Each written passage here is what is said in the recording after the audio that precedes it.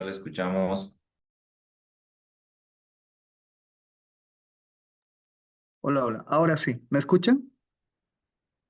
Sí, Muy bien. perfectamente. Se Se escucha. observa igual la pantalla, ¿no? Desarrollo del razonamiento proporcional. Correcto. Bien, Sí. gracias. Entonces, les decía lo siguiente, continuando. En el caso de este tipo de libros, por ejemplo, ¿qué es lo que debemos ir buscando? Este tipo de elementos, donde, por ejemplo, aquí se nos plantea lo siguiente, el esquema de proporciones es considerado por Piaget como un componente o componentes básicos del razonamiento formal, que será necesario, entre otros, para adquirir conceptos como el de probabilidad y correlación. Sin embargo, esto no quiere decir que los niños no tengan una percepción progresiva de las proporciones. El desarrollo de esta idea también sigue las etapas típicas de la teoría de Piaget, quien estudió cómo los niños la usan cuando tienen que estimar la probabilidad de un suceso.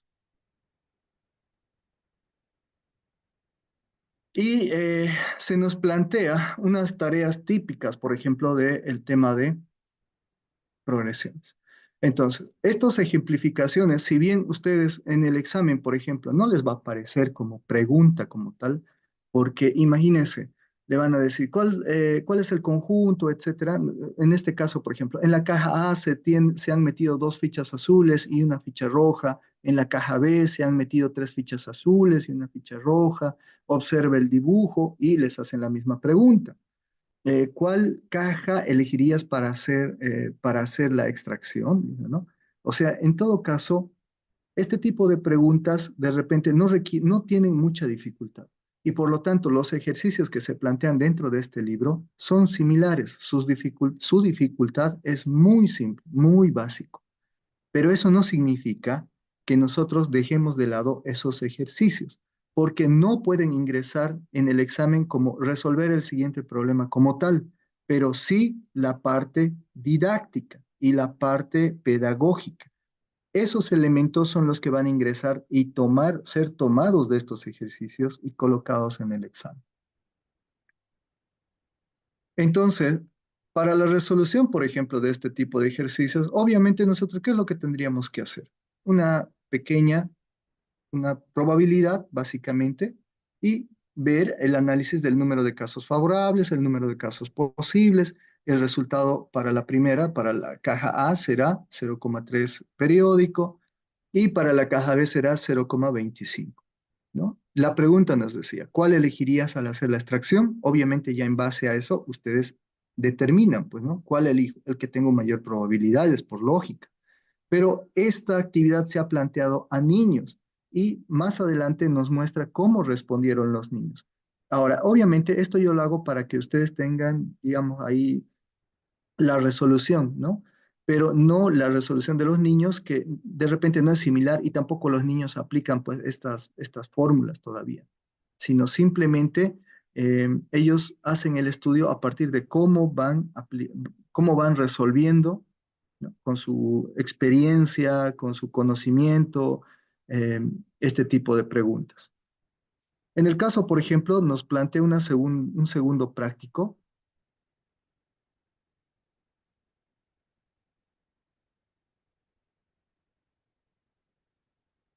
Nos plantea un segundo práctico, ¿no? Donde dice, mi madre ha preparado dos jarras de limonada. En la jarra A ha mezclado dos vasos de agua y en el vaso de zumo y un vaso de zumo de limón. En la jarra B ha mezclado tres vasos de agua y uno de zumo de limón. ¿En cuál de las dos jarras el sabor a limón es más intenso? Entonces, fíjense que para analizar estos ejercicios simplemente está relacionando. Ambos ejercicios son exactamente iguales, tanto el uno como el dos. Y posterior a eso nos hace un análisis del por qué hacen este tipo de consultas a los niños.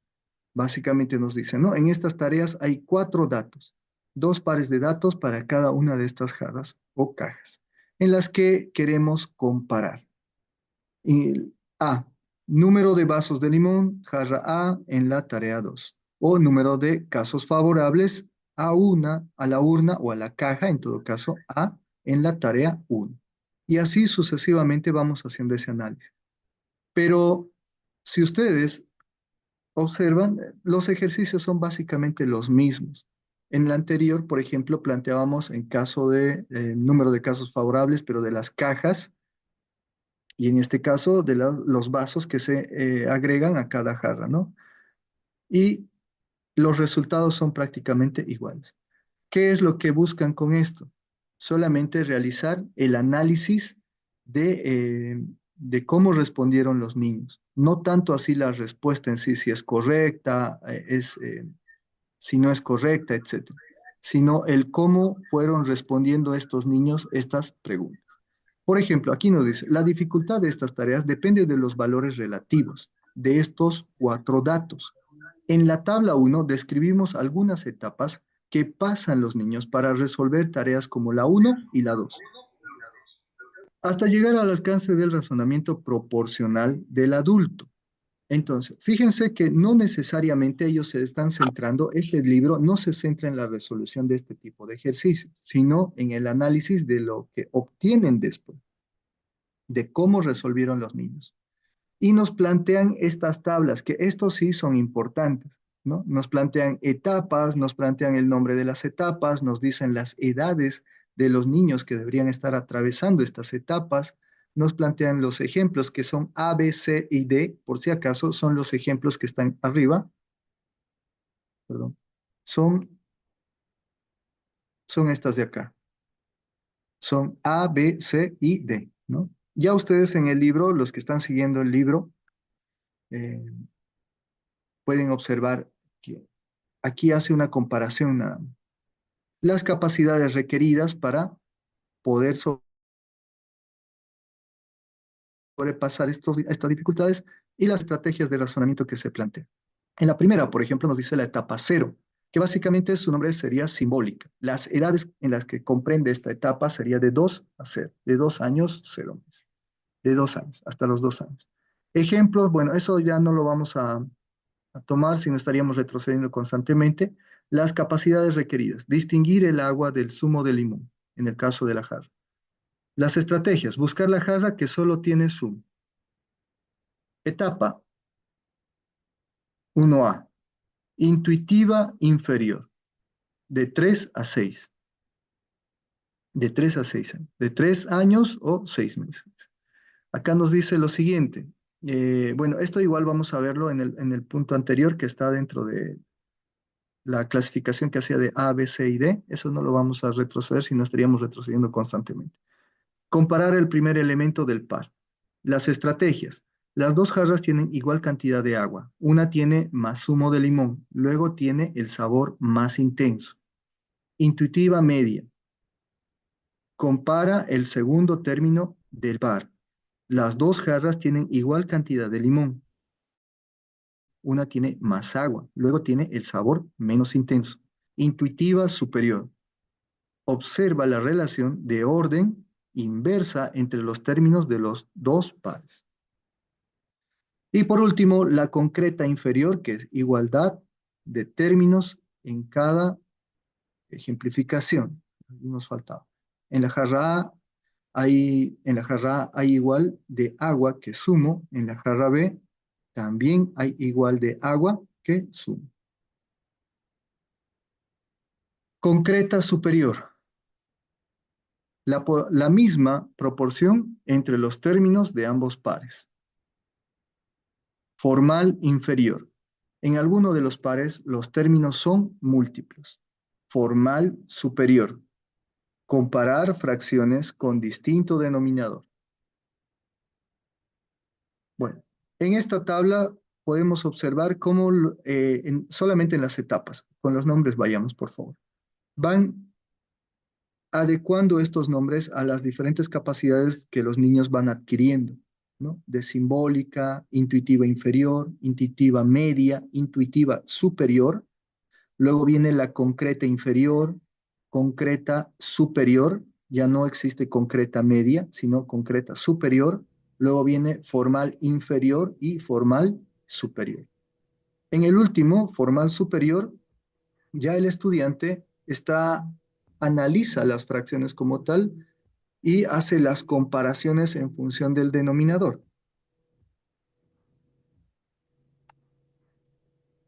3. Situaciones y recursos. Los resultados de diversas investigaciones proporcionan orientaciones sobre cómo ayudar a los niños en el desarrollo del razonamiento proporcional. Algunas de estas orientaciones son las siguientes.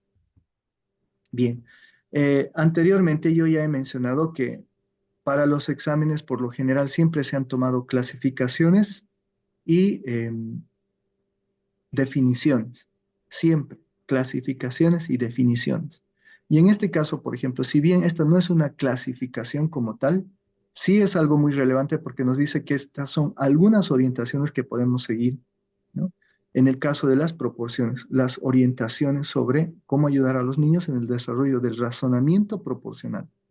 Entonces, tenemos la siguiente. Uno, proporcionar una amplia variedad de tareas sobre razones y proporciones en diversos contextos que pongan en juego relaciones multiplicativas entre distintas magnitudes.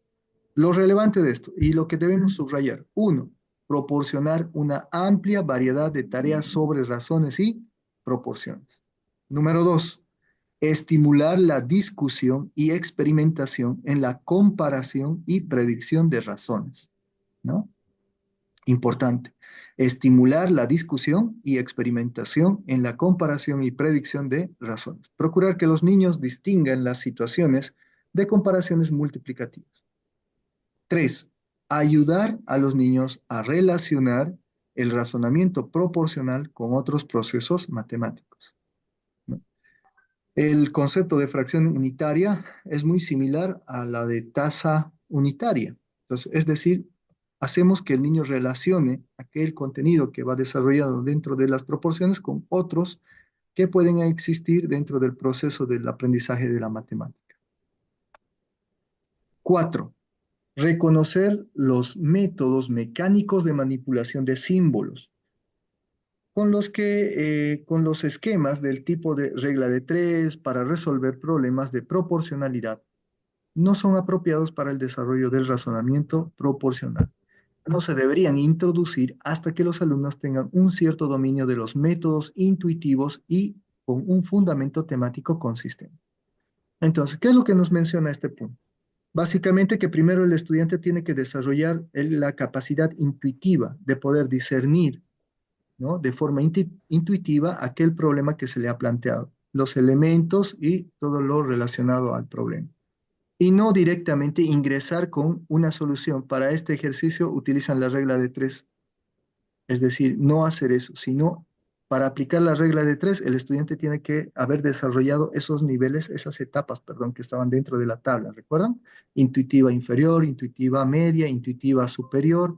Entonces, primero haber desarrollado esas tres de la etapa de intuitiva y posteriormente se aplica estos modelos matemáticos, que es en el caso de la regla de tres, por ejemplo. En la siguiente sección dice, describimos algunos tipos de actividades y recursos para el estudio de la proporcionalidad en primaria.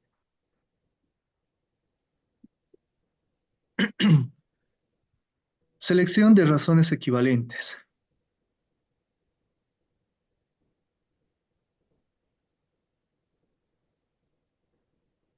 Perdón.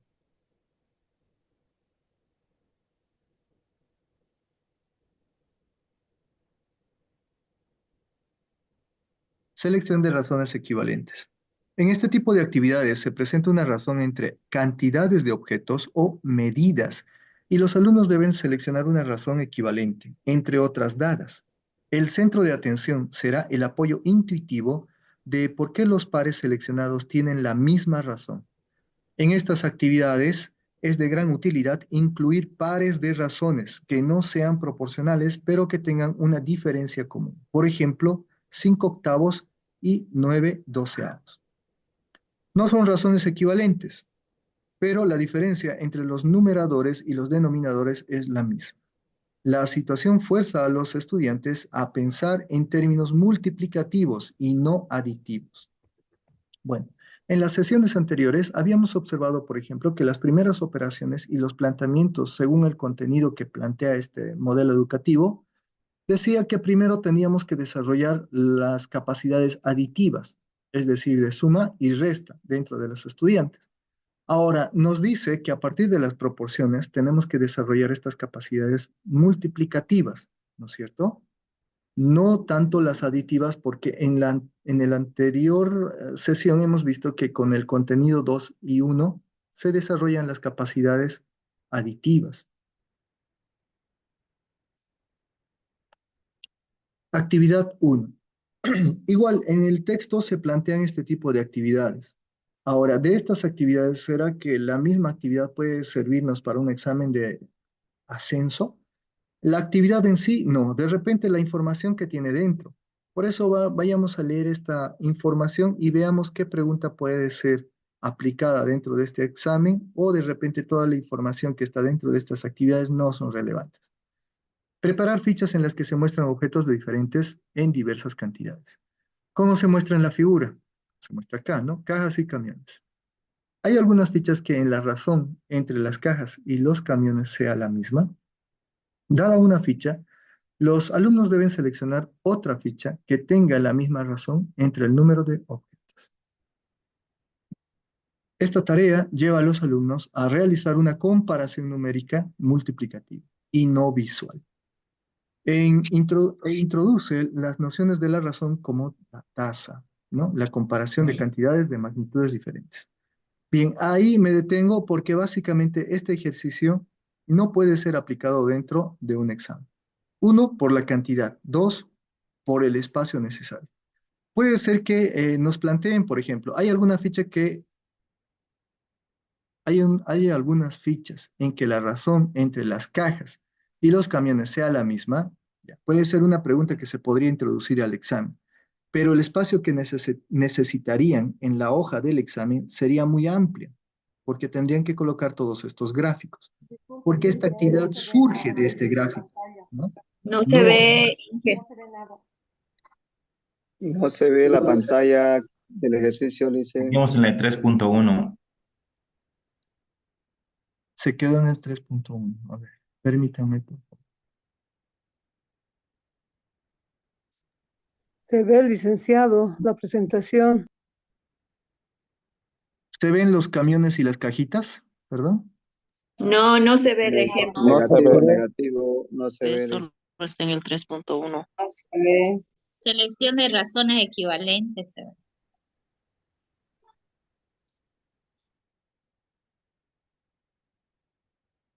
Ahora sí se distingue, ¿no? Ahora sí. Sí, Sí, Ya, sí. perfecto. positivo.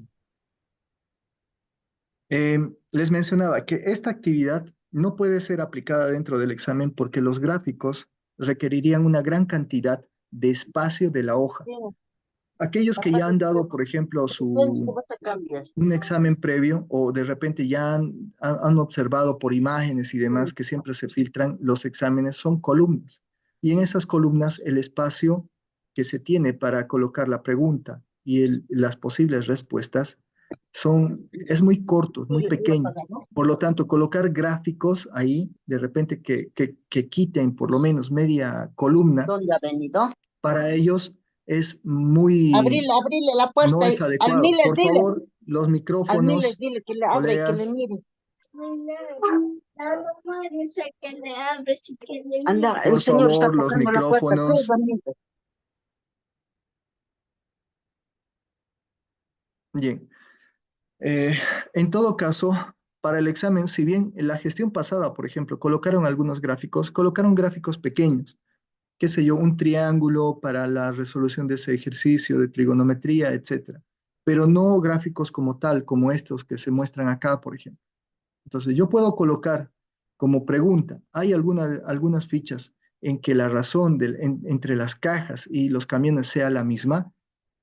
Es una buena pregunta porque da al análisis del maestro. Lastimosamente, el espacio no le va a permitir al técnico y a la empresa estructurar esta pregunta con sus posibles respuestas, además de agregarle el gráfico necesario.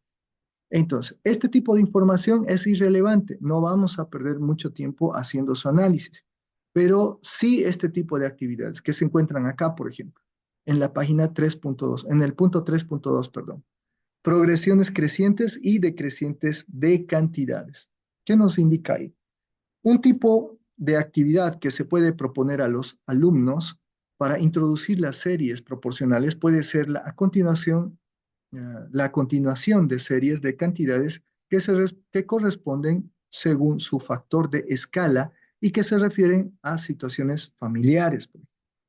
Ahora, de repente aquí ustedes observan términos que nosotros no estamos habituados a utilizar.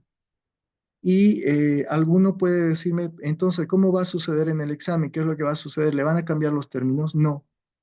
De hecho, en este libro se menciona el término alumnos, que según la ley 070, ese término no se debería de aplicar dentro del modelo educativo, sino son estudiantes.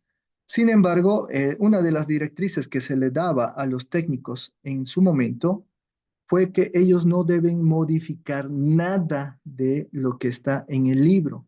Si colocas un libro como bibliografía, las preguntas ni las respuestas deben modificarse según tu criterio, porque eso sería engañoso, ¿no? Iría en contra del maestro.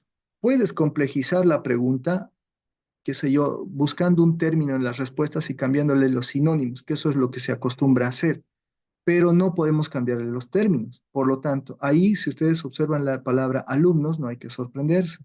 Cuando hablan de duros, está hablando de dinero. Tal vez es un término que nosotros no estamos acostumbrados, pero obviamente en la región de España, específicamente en Cataluña, para ellos estos términos sí son habituales. Entonces, duros, pesetas, euros, también creo que aparece el término centavos, son términos que se aplican, ¿ya? Y que tal cual van a aparecer dentro del examen.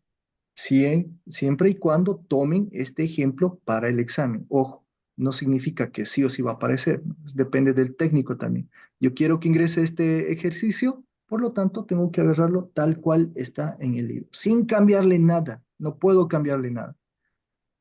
¿Y qué se nos plantea en estos ejercicios, por ejemplo? Nos dice, un duro equivale a 5 pesetas, un euro equivale a 1,66, perdón, 166,384 pesetas. Dos duros, por lo tanto, equivale a 10 pesetas y 2 euros, ¿a cuánto equivale, no? Ustedes ya se han dado cuenta que son progresiones bastante sencillas, bonitas progresiones. Sin embargo, ¿qué sucede? Para el niño, obviamente, tiene ciertas dificultades. Pero nuevamente, reitero, aquí no estamos para analizar la dificultad de los ejercicios o el por qué en el examen no van a ingresar cálculo o geometría analítica o trigonometría. No se trata de eso, sino se trata de la didáctica, de las estrategias y de la metodología que plantean en este libro.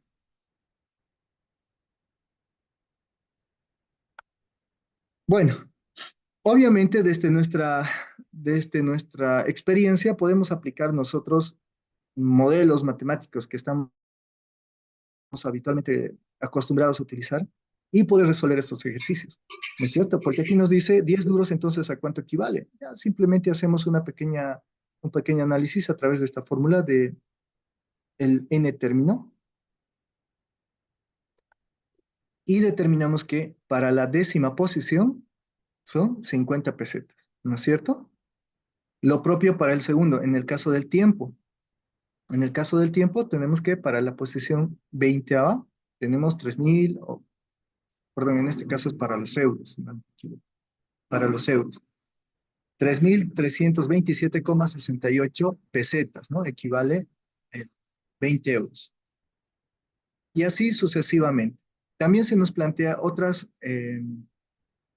ejercicios como las unidades comunes, por ejemplo. Una persona equivale a 10 dedos, un coche tiene 4 ruedas.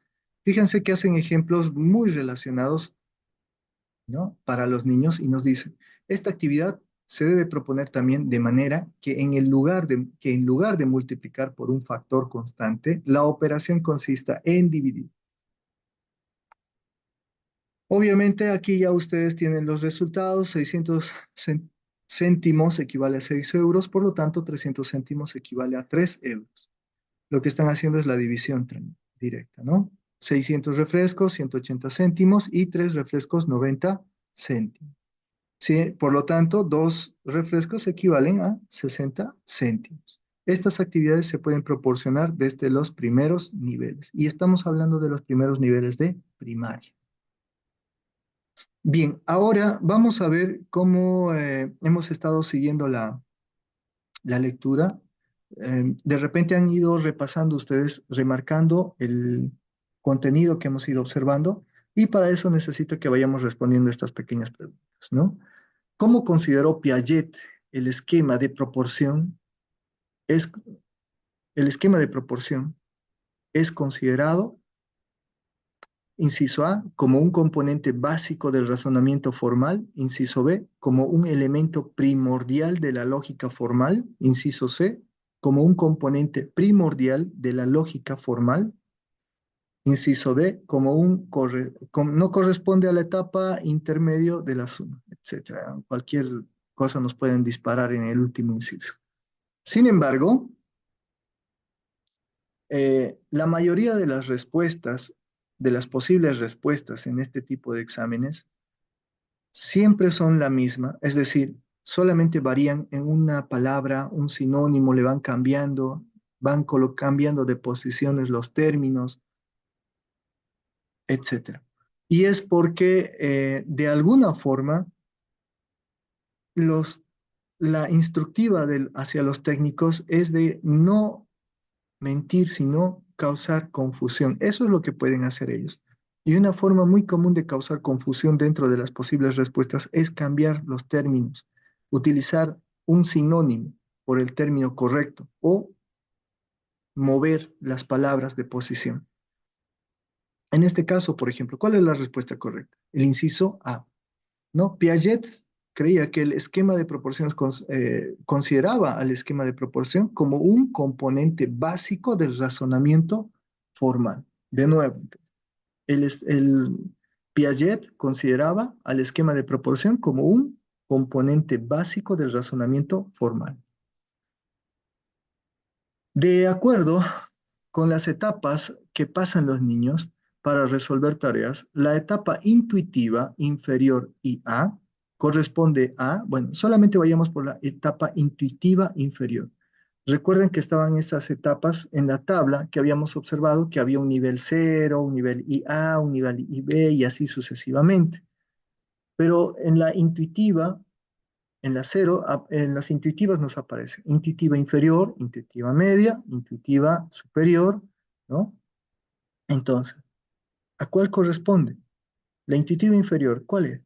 Inciso A, comparar el primer elemento inferior. Inciso B, comparar el primer elemento del par. Inciso C, comparar el segundo término del par. Inciso D, ninguna de las anteriores.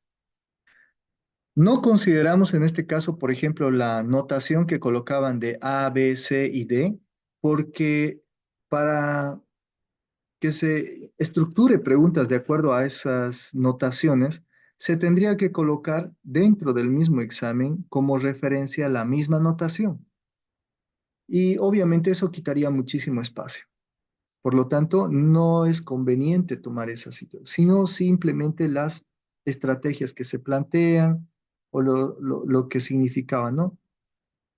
Y en este caso, inciso B, comparar el primer elemento par. Está relacionado con la intuitiva inferior. Pregunta número 3. ¿Cuáles son las orientaciones para desarrollar el razonamiento proporcional?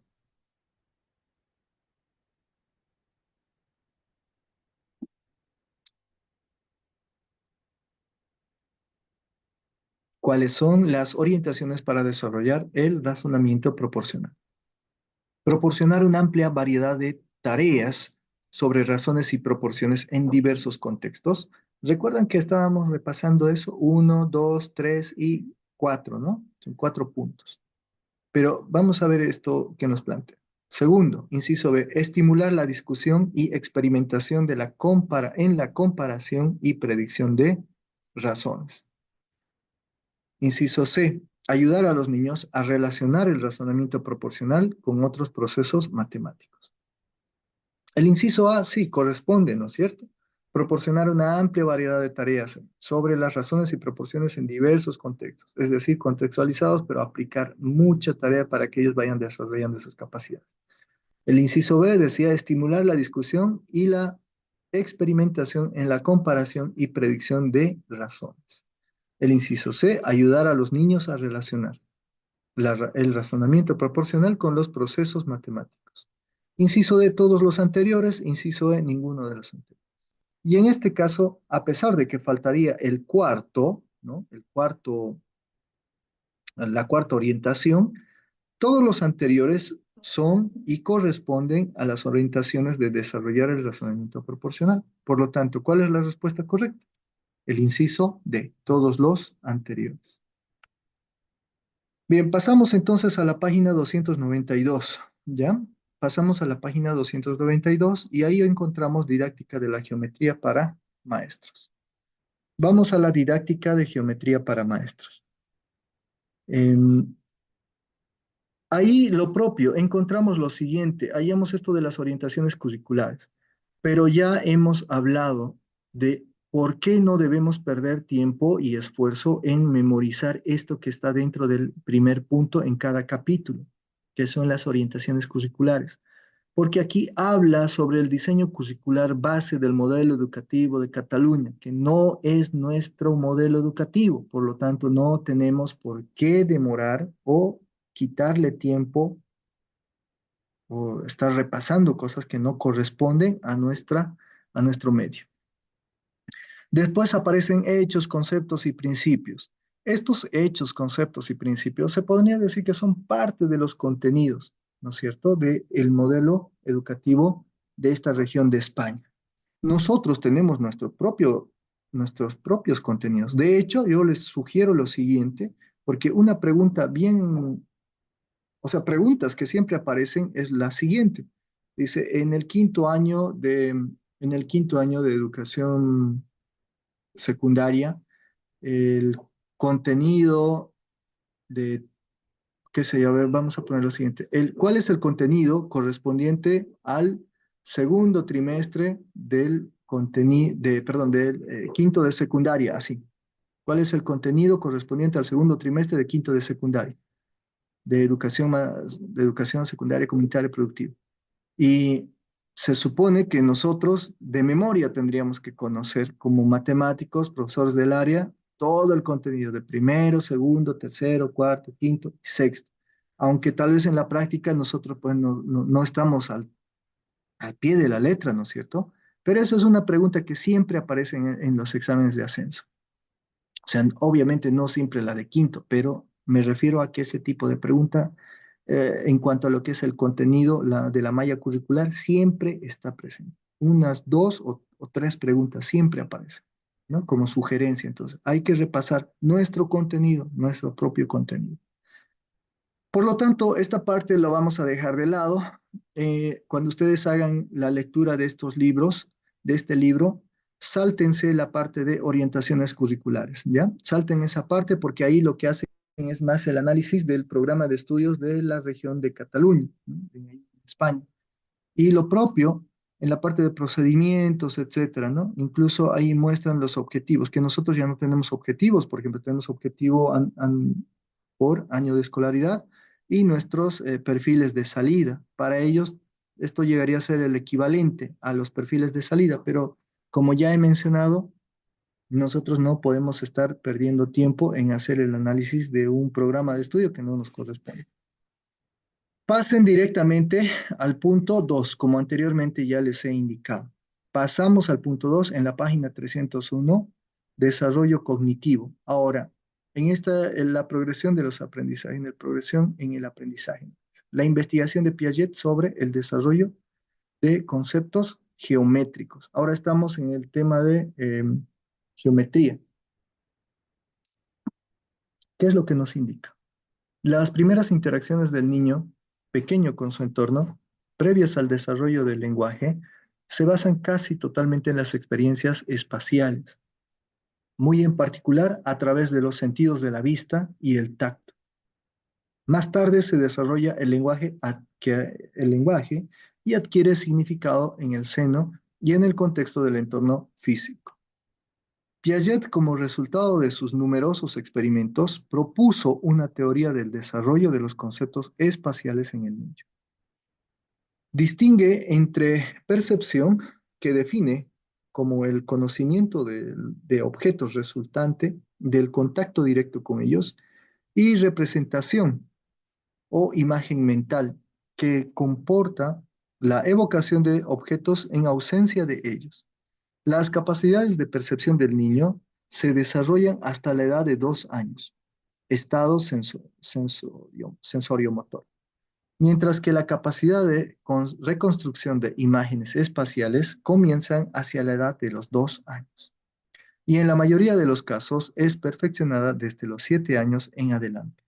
En el niño medio, estamos hablando de un niño de características normales, comunes, ¿no? Porque podemos estar hablando de niños que tengan, por ejemplo, talento extraordinario, que ya van a otro nivel. El periodo de operaciones concretas, mientras que los tests de percepción pueden fundarse en la capacidad de discriminación entre diferentes objetos presentados visualmente.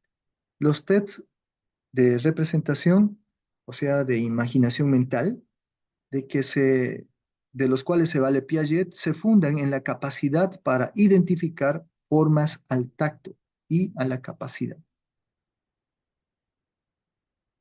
para reproducir formas mediante palillos o dibujos. En cada uno de estos estados de desarrollo, Piaget distingue además una progresiva diferenciación de propiedades geométricas, partiendo de aquellas propiedades que él llama topológicas, o sea, propiedades globales independientes de la forma o el tamaño, como son las siguientes. Cercanía, ¿no? Que es la proximidad. Por ejemplo, dibujar un hombre con los ojos juntos, aun cuando estos puedan haber sido situados por debajo de la boca. Separación, por ejemplo, no traslapar la cabeza y el cuello. Ordenación, por ejemplo, dibujar la nariz entre los ojos y la boca. Cerramiento, como dibujar los ojos dentro de la boca. Continuidad, como hacer que los brazos formen un continuo con el tronco y no con la cabeza. Nuevamente, las propiedades que él llama topológicas, ¿no es cierto? Propiedades geométricas que él llama topológicas, son las siguientes: cercanía, separación, ordenación, cerramiento y continuidad. El segundo grupo de propiedades que, según Piaget, distinguen los niños son las denominadas propiedades proyectivas, que suponen la capacidad del niño para predecir qué aspectos presentará un objeto al ser visto desde diversos ángulos. Por ejemplo, los niños pequeños pueden querer dibujar una cara de perfil y seguir, sin embargo, poniendo los ojos en ella, los dos ojos. O pueden no ser capaces de darse cuenta que al mirar un lápiz desde un punto externo, se verá un círculo, la rectitud. Es una propiedad proyectiva, dado que las líneas rectas siguen mostrando aspectos rectilíneos cualquiera sea su punto de vista desde el que se observe. El tercer grupo de propiedades geométricas son las euclidianas. Entonces, ¿cuáles son estos tres grupos? Topológicas, proyectivas y euclidianas. Según Piaget, agrupaba a esto en tres grupos, ¿no? En las topológicas, las proyectivas y las euclidianas. Esto es las relativas a tamaños, distancias y direcciones, que conducen, por lo tanto, a la medición de longitudes, ángulos, áreas, etc., que se pueden distinguir, por ejemplo, un trapecio y un rectángulo, basándose en los ángulos y en las longitudes de los lados. Desde el punto de vista proyectivo, ambas figuras son equivalentes, ya que el tablero de una mesa rectangular ofrece aspecto de trapecio visto desde ciertos ángulos.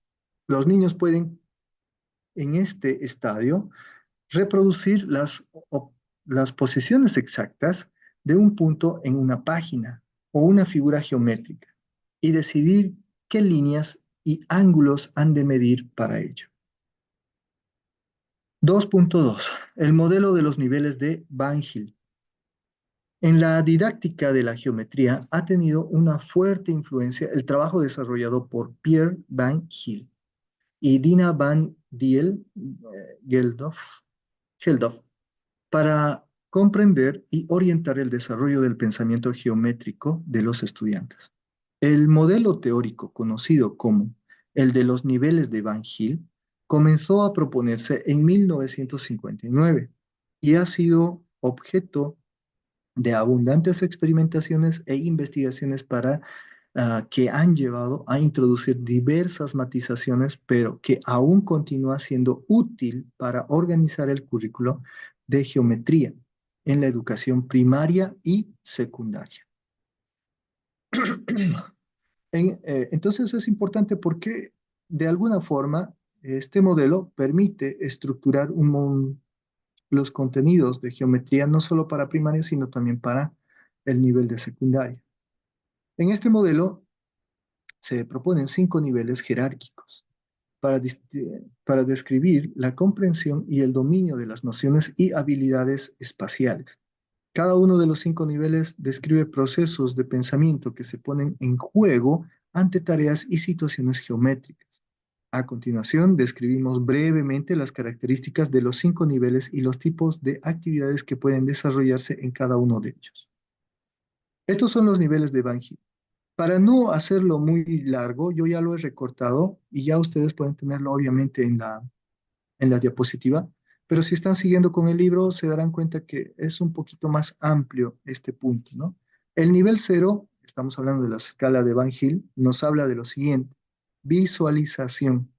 El nivel 0 es la visualización y trata de los objetos de pensamiento en el nivel 0 son formas y se conciben según su apariencia. Los alumnos reconocen las figuras y las nombran basándose en las características visuales globales que tienen. Nivel 1, el análisis. Los objetos de pensamiento en el nivel 1 son clases de formas en lugar de formas individuales, ¿no? Los estudiantes que razonan según este nivel son capaces de considerar todas las formas incluidas en una clase en un lugar de una forma singular.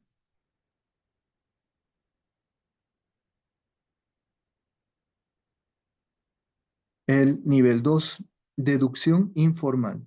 Los objetos del pensamiento del nivel 2 son las propiedades de las formas.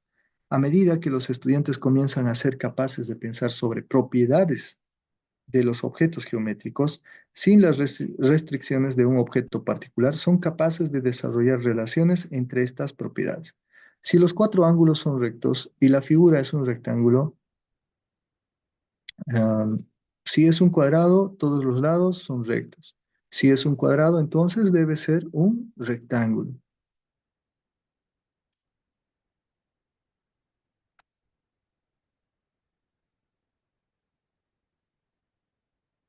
Nivel 3, deducción. Los objetos del pensamiento del nivel 3 son relaciones entre propiedades de los objetos geométricos. En este nivel, los estudiantes son capaces de examinar algo más que las propiedades de las formas, ¿no? El nivel 4, rigor. Los objetos de pensamiento del nivel 4 son sistemas axiomáticos para la geometría. En el nivel máximo de la jerarquía de pensamiento geométrico propuesto por Van Gogh, el objeto de atención son los propios sistemas axiomáticos, no las deducciones dentro de un sistema, ¿ya? Y ahí se nos plantea, por ejemplo, el esquema, ¿no? Que nos permite observar todo lo que son los niveles del razonamiento geométrico de Van Gogh. Inicia con la visualización, que es el tema de las formas. Posteriormente se conecta con las clases de formas hacia el análisis y nos permite desarrollar las propiedades de las formas, y estas propiedades se relacionan con la relación entre las propiedades, que sería deducción informal. Posteriormente la deducción, que ya es son sistemas de deducción de propiedades. Y por último el rigor, que es el análisis del sistema deductivo. Características de los niveles. La principal característica de este modelo de pensamiento geométrico es que en cada nivel, excepto en el cuarto, se deben crear unos objetos ideas. De manera que las relaciones entre estos, uno, vamos a ver directamente a las características. La primera característica, uno, los niveles son secuenciales, no podemos saltar. Todos los niveles son secuenciales. Es la primera característica. Para lograr un cierto nivel superior al cero, los alumnos deben superar los niveles previos. Esto implica que el sujeto ha experimentado el pensamiento geométrico apropiado para ese nivel y ha creado en la propia mente los tipos de objetos o relaciones que son el foco de atención del pensamiento del nivel siguiente. Segunda característica, los niveles no son dependientes de la edad, en el sentido de los estadios o estados del desarrollo de Piaget. Es decir, para Van Hill, perdón, la edad o los niveles no dependen, no dependen de la edad. En este sentido, dice, de los estados de desarrollo de Piaget. Un alumno de tercero de primaria puede estar en el nivel 0, al igual que uno de bachillerato. Algunos estudiantes y adultos pueden permanecer siempre en el nivel 0 y un número importante de personas adultas no alcanzan nunca el nivel 2. Sin embargo, la edad está relacionada con la cantidad y tipo de experiencia geométrica que tenemos. La número 3, la característica número 3.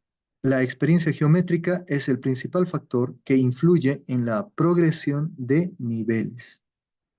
Las actividades que permiten a los niños explorar hablan sobre experiencias e interactuar con el contenido del siguiente nivel, además de incrementar sus experiencias con el nivel en el que se encuentran, ¿no? Proporcionar la mejor oportunidad de avanzar hacia el siguiente nivel. Número 4. Cuando la instrucción o el lenguaje usado está a un nivel superior al que el estudiante al que el estudiante está acostumbrado, ¿no? Habrá un fallo en la comunicación.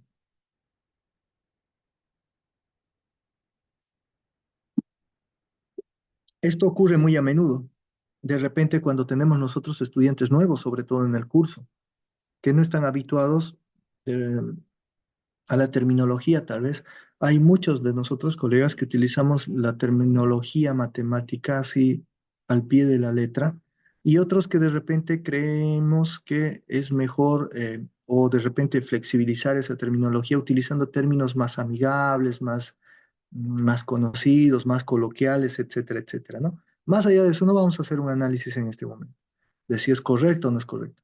Pero a eso nos lleva este punto, la característica del 4.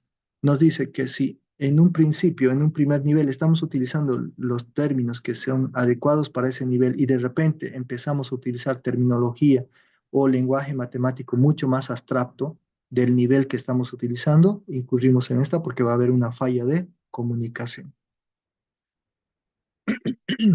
Bien, en el punto 3 nos dice lo siguiente, situaciones y recursos didácticos. Ahora, las actividades que describimos en esta sección son algunos ejemplos que pueden usarse para el trabajo en las aulas de primaria y corresponden a los 2 primeros niveles de Van Hill.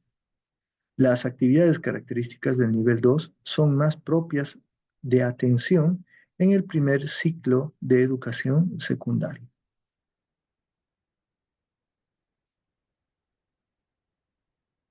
Bien, entonces tenemos que entender que no solamente estas actividades son aplicables para primaria, sino que también que se pueden, de repente, estas características, debido a las características, también se podrían aplicar para educación secundaria. Obviamente tendríamos que contextualizarlo para la edad, ¿no? Primero, juegos de psicomotricidad. La situación de juegos de psicomotricidad parecen muy recomendables para iniciar el estudio de distintos aspectos de la geometría. En el libro de A. Martínez y F. Juan, 1989, encontramos abundantes ejemplos de este tipo de situaciones, así como los fundamentos metodológicos en los que basan su propuesta curricular. A título de ejemplo, describimos a continuación una situación de este tipo, que pretende familiarizar a los alumnos de infantil y primer ciclo de primaria con diferentes tipos de líneas regiones planas. Se supone que los niños tienen posibilidad de moverse con libertad por una sala de dimensiones adecuadas, ¿no? Y así se nos van planteando esas actividades.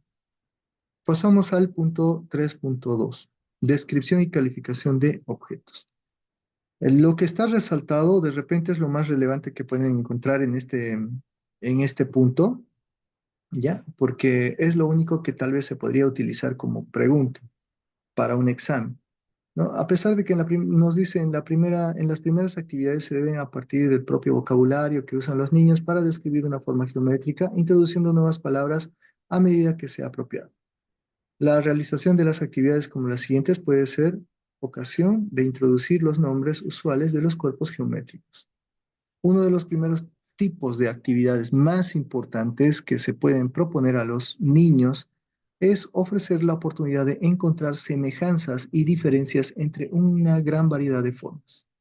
Muchos niños se encontrarán características no estándares, como puntiagudo o curvado. Es decir, son características que los niños de repente van a hallar, pero que no son específicamente características estandarizadas, por ejemplo, como podríamos decir el número de lados o número de ángulos, etcétera. Entonces, o curvado o se parece a una casa. Otros observarán cosas que realmente no son parte de las formas. Señalan hacia arriba o está cerca del borde de la mesa, etcétera. Construcción y exploración de polígonos. Esto nos interesa, dice, interesa que los propios niños construyan y dibujen formas. En una primera fase harán formas de manera libre para pasar después a construir otras que cumplan algunas condiciones. Esto proveerá la reflexión sobre las propiedades implicadas y estimulará el paso del nivel 1 al razonamiento sin necesidad de presionar a los niños de manera forzada. Lo importante de esto nos dice, los materiales a realizar esta construcción pueden ser variados, bien del entorno escolar o bien comerciales, como por ejemplo la plastilina, cartulina, bloques encajables, el tangram, el geoplano, etc. El uso del geoplano en el estudio de los polígonos. Bueno, voy a asumir que de repente todos conocen ya lo que es el geoplano, de repente lo han trabajado de forma física y no en un programa como en este caso.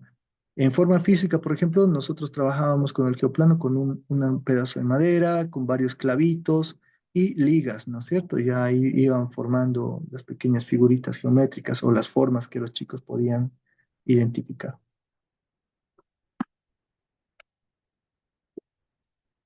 La descripción de las figuras geométricas planas y la visualización de su aspecto cuando se les aplica transformaciones, como puede ser rotación o simetría, o bien se componen unas con otras, son aspectos importantes del aprendizaje de la geometría en los primeros niveles educativos. En esta sección describimos, dice, el uso del material didáctico que se conoce como Tangram. Ahora pasamos al Tangram, que sirve de soporte material o virtual para el diseño de experiencias que enseña de enseñanza de gran interés. Se trata de un conjunto de 7 piezas. Y está el Tangram, ¿no? Conjunto de 7 piezas.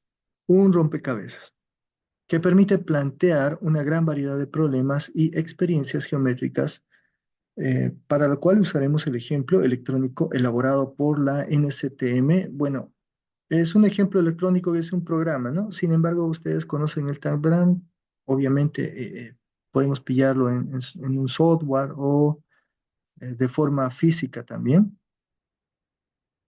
Lo importante de esto es que nos indica que en una primera parte los estudiantes pueden elegir una figura y usar las 7 piezas para rellenar el contorno. En la segunda parte, desafíos con el Tangram, se propone que los estudiantes usen las piezas del Tangram para formar polígonos dados.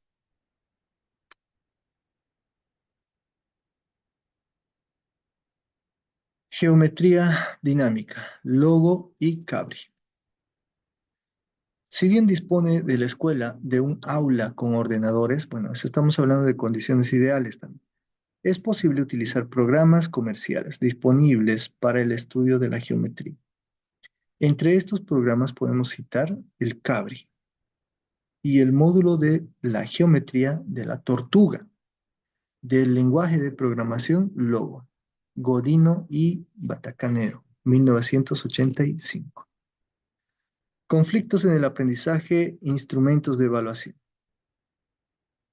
Incluimos en esta sección una colección de ítems usados en diversas investigaciones para evaluar los conocimientos geométricos de los niños, indicando algunas de las respuestas erróneas encontradas en los índices de dificultades. La recta A es paralela a la B y la B es paralela a C. ¿Es cierto que A será paralela a C?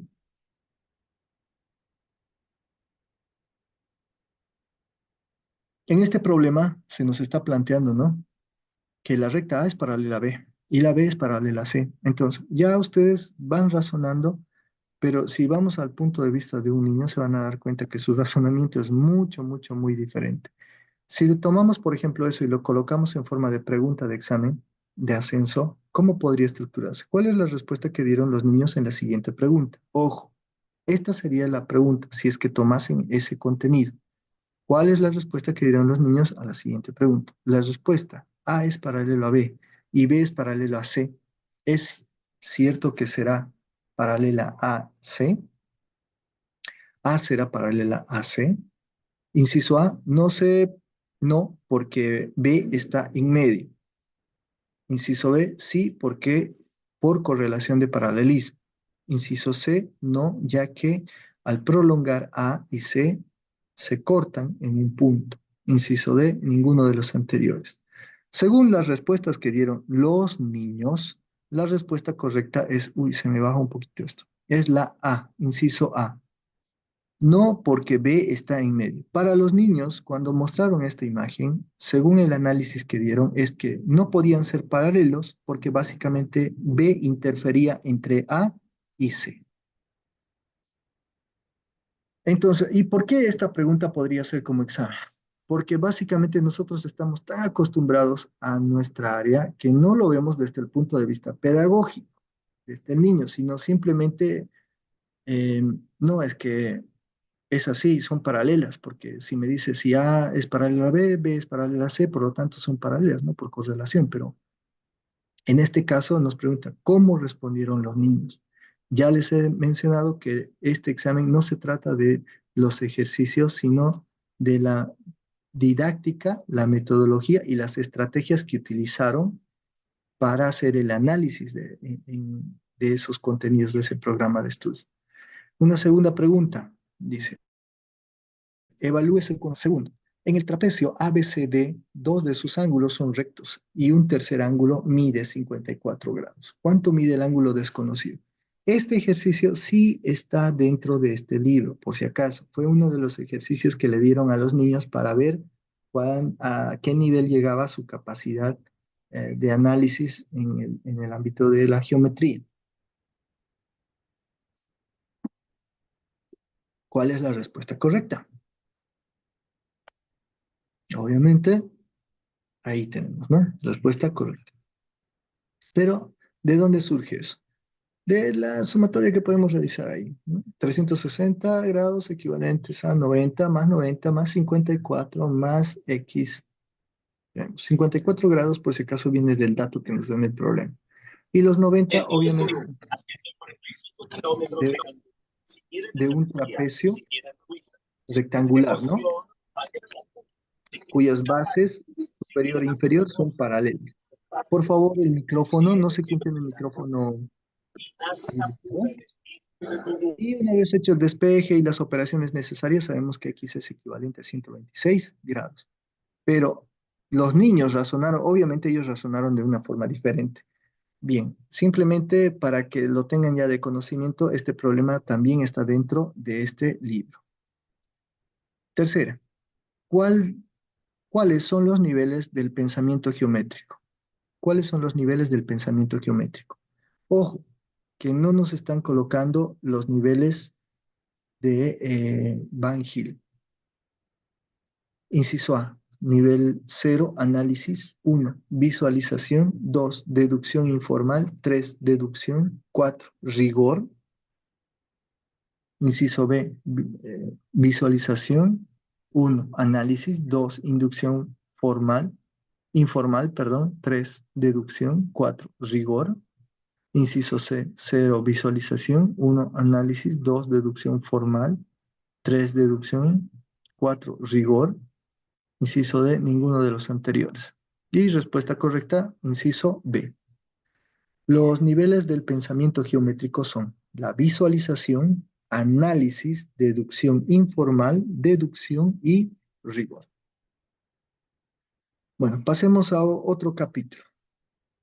No sé si todavía nos queda, bueno, ya no nos queda tiempo. Sin embargo, nuevamente, repito, vamos a saltar directamente al punto 2, ¿no es cierto? Estamos en la página 368 ya. Ya estamos a poco de concluir con el libro porque son una cosa de 400 páginas. Entonces yo creo que para la siguiente sesión, para el día de mañana, concluimos con el libro y el subsiguiente día vamos a analizar el otro libro que sería la didáctica de la matemática, que básicamente eso es un libro mucho más pesadito, pero que no tiene tanto contenido, son más unas 120 páginas por ahí nada más. Bien, nuevamente, para los que de repente no estuvieron al principio, yo ya había mencionado que cada vez que pasemos a un nuevo capítulo, no analicemos el punto 1 ni el tema del análisis que hacen al currículum del modelo educativo de Cataluña, sino directamente pasemos siempre al 2, donde nos habla sobre el desarrollo cognitivo y la progresión en el aprendizaje.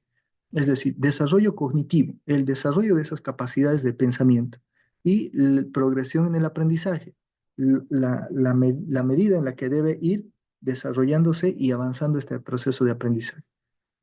Y ahí vamos a encontrar, por ejemplo, lo que se nos había planteado, los principios de conservación y conservación de la longitud. Ya estamos en el 368 del PDF. Nos dice, se refiere a la capacidad que tienen algunas características de los cuerpos de no cambiar, aunque se les manipule y se produzcan cambios de situaciones en los mismos, que perspectivamente pueden llegar a engaño. Se dice que un niño ha adquirido la capacidad de conversación si no se deja llevar por su percepción. Esta propiedad referida, por ejemplo, al número, hace que un cambio en la disposición de unas canicas dispuestas en una fila pueda llevar al niño a pensar que el número de ellas ha cambiado. Si las dispone con una separación mayor, él no cometerá errores de este tipo, ¿no? Signo que el niño ha adquirido la capacidad de conservación referido a una determinada propiedad. Esta relación con la que el principio de reversibilidad, es decir, el conocimiento de que muchos cambios son reversibles y que mediante la acción adecuada se puede volver a la situación inicial. La adquisición del principio de conservación se puede facilitar planificando y realizando en clase de tareas adecuadas que deben llevar al niño a diferenciar acciones reversibles y no reversibles sobre objetos, reconocer qué propiedades cambian y cuáles no cuando se analizan determinadas acciones sobre los objetos, diseñar sencillos experimentos referidos a propiedades concretas sobre objetos concretos.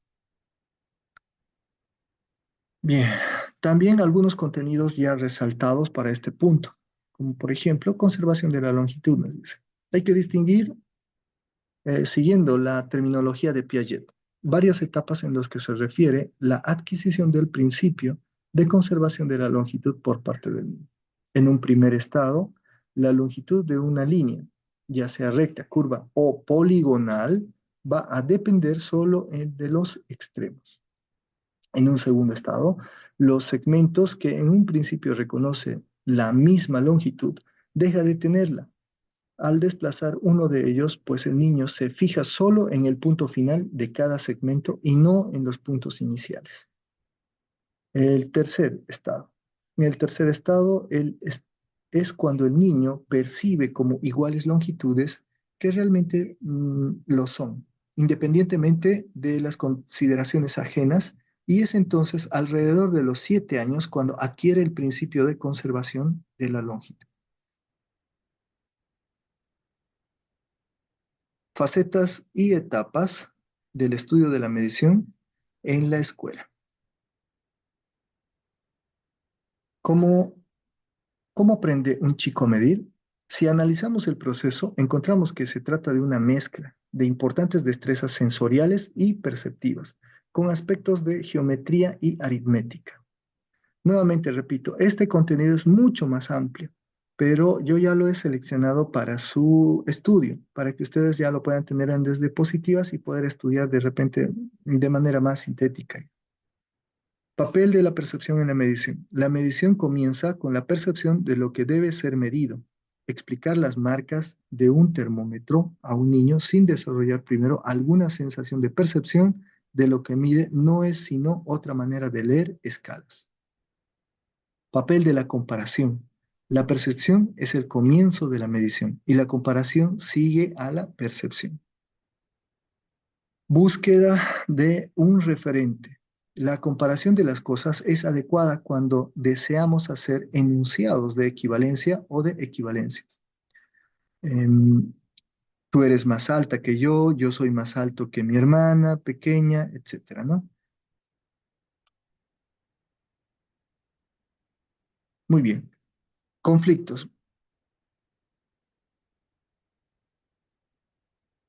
Conflictos en el aprendizaje. Instrumentos de evaluación.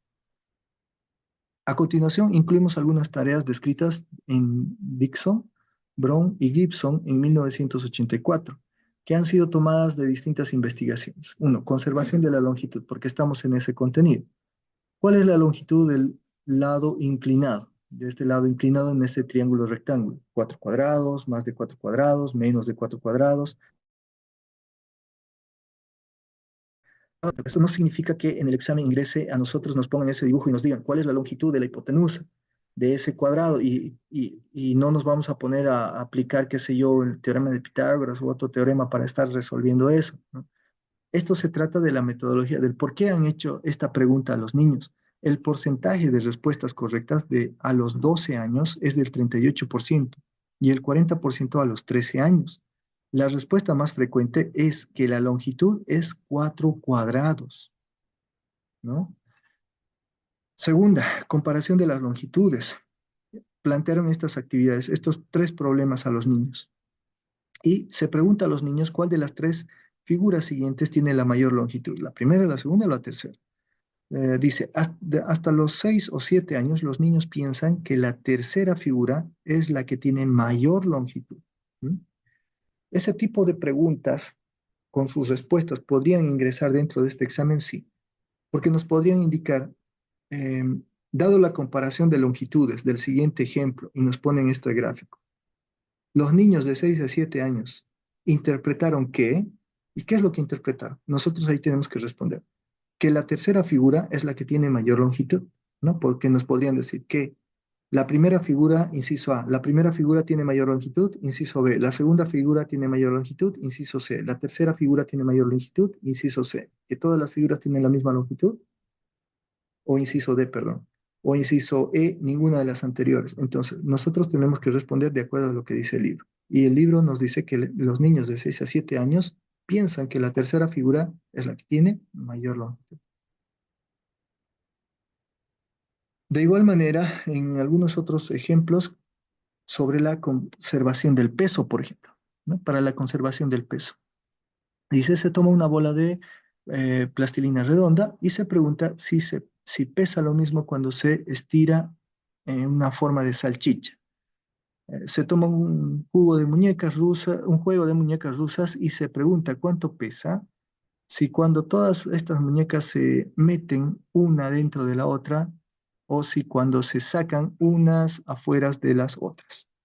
A los 7 años y medio, el 57% de los niños admite la conservación del peso. A los 12 años, el 86% de los niños admite la conservación del peso. ¿no? Comparación de peso. Se da a los niños una balanza de 3 cajas de igual forma y un volumen y diferente peso. Se pide ordenar las cajas por peso. A los 7 años y medio, el 31% de los niños es capaz de hacer la tarea. Esa es la comparación. A los 12 años, el 72% de los niños es capaz de hacer la tarea. 5. Lectura del termómetro. La lectura de temperatura sobre el cero es más sencilla que las temperaturas bajo cero. Es mucho más sencillo si la lectura coincide con un valor rotulado en la escala. Los datos corresponden a los niños de 11 años. Bueno, y así podemos ir observando dentro del libro varios otros análisis que hacen con actividades que se plantean, como la ordenación de acontecimientos, por ejemplo, que estarían relacionados a fotografías, una secuencia de fotografías, o la duración de intervalos temporales, por ejemplo. En este caso, plantean ejercicios como estos, de los cuales obtienen ellos porcentajes. Y estos porcentajes ustedes me dirán, pero no creo que ingrese una pregunta que diga cuál fue el porcentaje, qué sé yo. Pero quiero comentarles que el año pasado, no, de hecho, esta gestión para el examen de institucionalización, en una de las preguntas mencionaba cuál era el porcentaje de deserción o de haber evitado la deserción, creo, gracias al bono Juancito Pinto, en la ciudad del Alto. Y ese porcentaje estaba en una tablita, en una tabla de barras, en un gráfico de barras, y en la parte superior tenía pequeños porcentajes que apenas si se distinguían en el libro. Y básicamente de ahí es de donde tomaron esa pregunta. Entonces, puede ser que sean tan finos y agarrar estos porcentajes, podría ser, pero no por eso mismo digo, no está de más que le echemos una lectura a estos datos que son resultados de las experiencias que planteó Piaget y otros conocedores y los reflejaron dentro de este texto. ¿Ya? Bien, colegas, vamos a quedar aquí por cuestiones de tiempo y de hecho el video se me va a hacer muy pesadito. Entonces voy a dejar de compartir la pantalla. De todas formas, las diapositivas se los estoy facilitando, obviamente a través de la empresa, a través de la empresa, y ustedes ya pueden ingresar a la plataforma, y una vez ingresado a la plataforma, pueden descargar tanto los videos como las diapositivas correspondientes a todas las clases que hemos estado desarrollando. O, bueno, por lo menos tengo entendido eso. Yo creo que a partir de mañana nos vamos a ver en el Zoom. El día de Gracias. hoy observamos que el Meet quedó corto.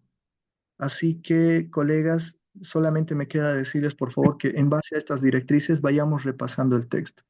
El texto es muy amplio y en una sola lectura no vamos a poder recordar mucho de lo que ya hemos leído. Pero si aplicamos estas directrices y empezamos a leer y repasar, yo sé que se nos va a hacer cada día mucho más fácil esto. Tenemos todavía estas 2 semanas, así que en estas 2 semanas, por favor, hay que repasar la parte de la bibliografía de nuestra especialidad. Es muy importante porque 45 preguntas van a salir de estos 2 libros. Entonces, sí o sí tenemos que repasar y leer estos 2 libros. Muy bien, si no hay ninguna consulta, doy por finalizada la sesión. Sí, es un poco demasiado amplio. Zulma nos mencionaba, es amplio, es muy amplio, pero lastimosamente no queda de otra. O sea, sí o sí tenemos que hacer el repaso de todo eso. Sí, ¿quién tenía levantada la manito? Yo, licenciado, una pregunta. Dígame. Yo tengo el texto impreso, pero con las páginas que usted menciona no coinciden. Obviamente con los contenidos que están más atrás o están más adelante. Es foto del texto. Este es mi pregunta. Que con dos Ya. no entiendo. Lo siguiente, le compartiré nuevamente para todos la pantalla, un momentito, para mostrarles el tema del PDF, ¿ya? Es este. Pueden ver el PDF, ¿no? Fíjense aquí, por ejemplo, cuando yo coloco el número que me sale en el programa del PDF, que sería en este caso, por ejemplo, para esta página sería el 368. Sin embargo, en el libro es el 363. Son diferentes, por eso yo mencionaba, estoy colocando el número del PDF. porque para buscar en el libro, por ejemplo, yo coloco aquí el número directamente, ¿no? Entonces coloco el número, le doy enter y me voy directamente a esa página, pero obviamente no coincide, ¿ya? No coincide estos. Son pocos los libros que de repente coincidan tanto el número de numeración del PDF con la numeración del libro. Entonces, por favor, le sugiero que haga esa comparación. No, está bien, gracias por la aclaración. Sí, está bien, eso ocurre. Gracias, eso no estaba entendido. Porque tengo el texto impreso. Gracias, muy amable. Ya, perfecto, dice. Si no hay otra consultita, trigonometría. No, trigonometría, colegas, es decir, entiendo que tal vez nuestra preocupación es, ¿y qué pasa si va a entrar cálculo, por ejemplo? ¿Qué pasa si va a entrar trigonometría o ejercicios de álgebra? No van a ingresar, colegas. Y si van a ingresar ejercicios como los que he mostrado de este libro. Todos van a entrar de este libro o del otro, pero no ejercicios como tal. Por ejemplo, una ecuación trigonométrica, determinar el ángulo en la siguiente ecuación trigonométrica. No, no va a ingresar eso, porque no está en la bibliografía. Entonces, tenemos que quitarnos esa idea de la cabeza y pensar solamente en estos dos libros para las preguntas de especialidad, ¿ya? Para las preguntas de especialidad. Si en el caso que ingresara una pregunta que no está dentro de los dos libros, para eso están las confederaciones. Las confederaciones inmediatamente gritan, dan el brinco y hacen anular esa pregunta, que ya ha sucedido, digamos. Ya en algunas gestiones han hecho eso y esa pregunta se ha anulado y se ha dado positivo para todos. Entonces, no se preocupen, solamente dediquémonos a leer estos dos libros, ya solo estos dos libros.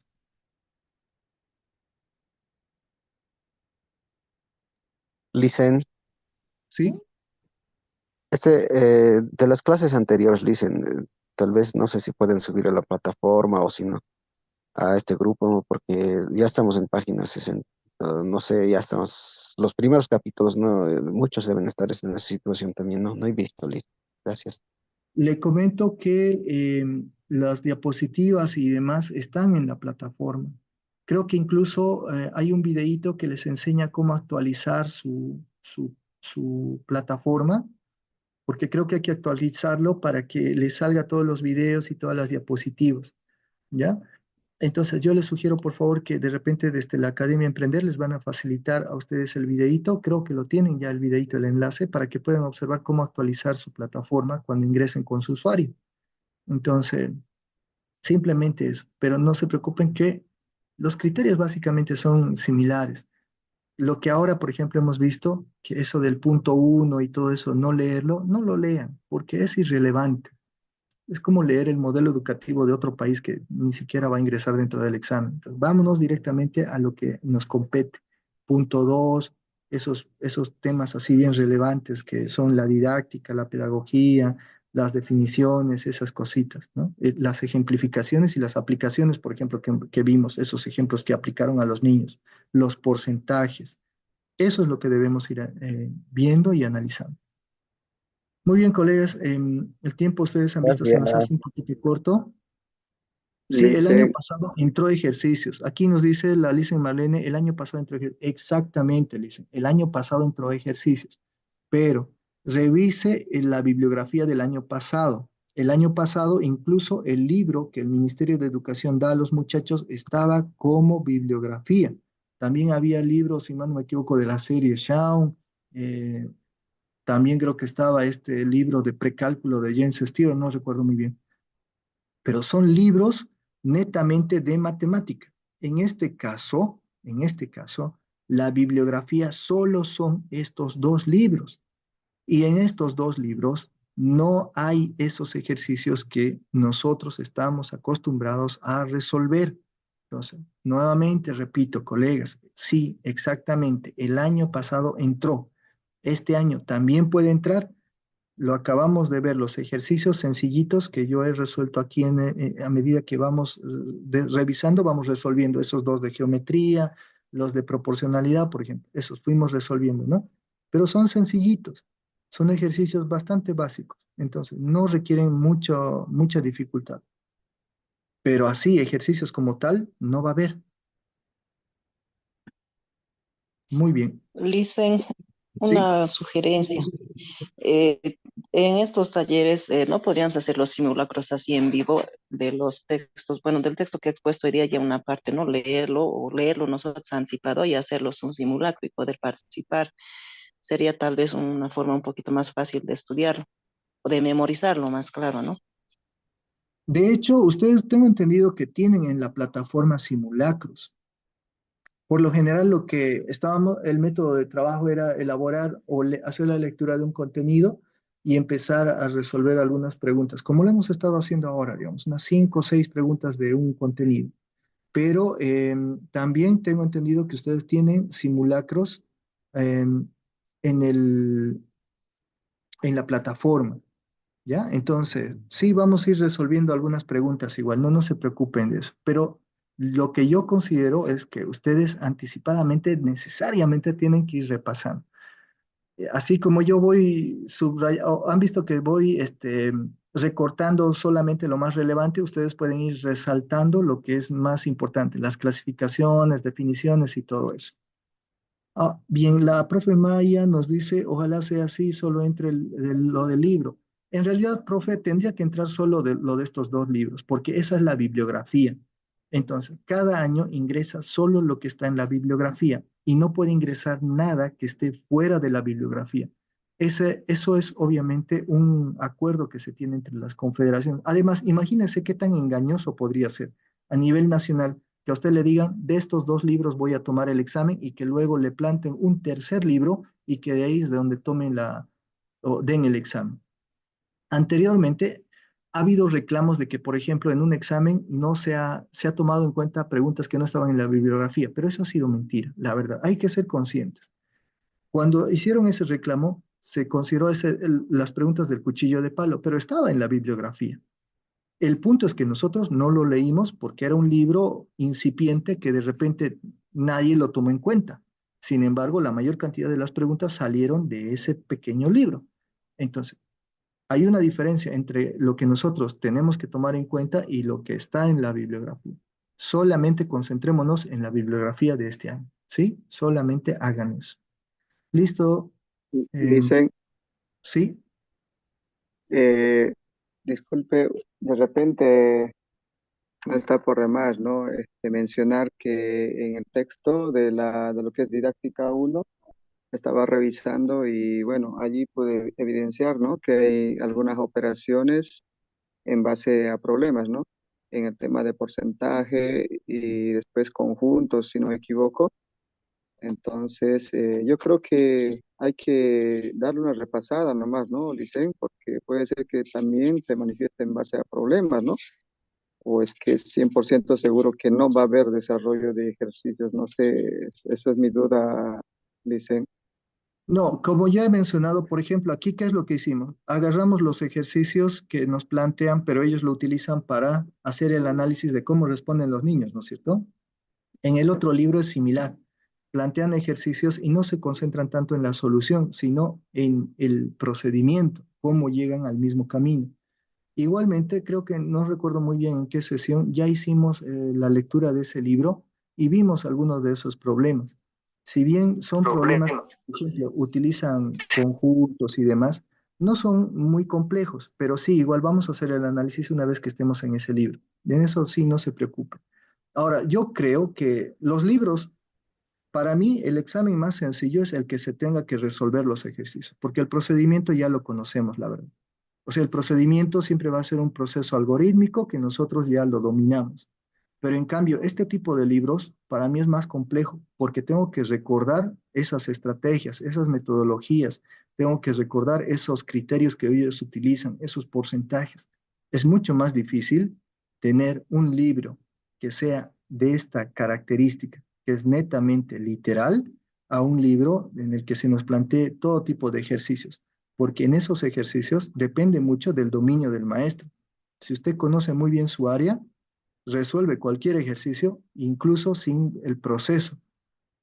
Pero en este tipo de libros, mucho más complejo. ¿Por qué? Porque necesariamente hay que leerlo, porque no sabemos qué pensaba Piaget respecto al punto de la geometría o las características de la geometría hasta no haberlo leído. Entonces, ¿Cómo podemos hacer?